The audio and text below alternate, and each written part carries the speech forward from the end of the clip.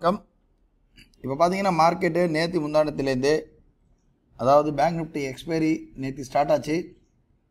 வியாழக்கிழமையிலேருந்தே வந்து at the மணியுடைய call and put option வந்து அதிகமாக இருக்குது. அதாவது 700 இருக்குது. இன்றைக்கி காத்தால பார்த்தீங்கன்னா 650 அந்த ரேஞ்சில் ட்ரேட் ஆகுது.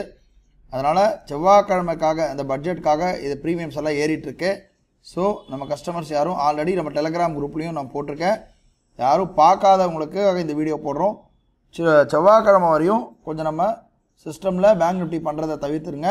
ஏன்னா ப்ரீமியம் ப்ரைஸ் வந்து கூட இருக்கிறதுனால அந்த 25 பாயிண்ட் ஸ்டாப் லாஸ்ன்றதெல்லாம் ஈஸியாக ஹிட் ஆகிடும். அது பண்ணி பிரயோஜனம் இல்லாத காரணத்தினால 23ஆம் தேதி வரையும் கொஞ்சம் கேர்ஃபுல்லாக பண்ணுற மாதிரி கொஞ்சம் கேட்டுக்கிறேன். கொஞ்சம் வந்து 3000 ரிஸ்க்லாம் வச்சிங்கன்னா ஈஸியாக ஹிட் ஆகிடும்.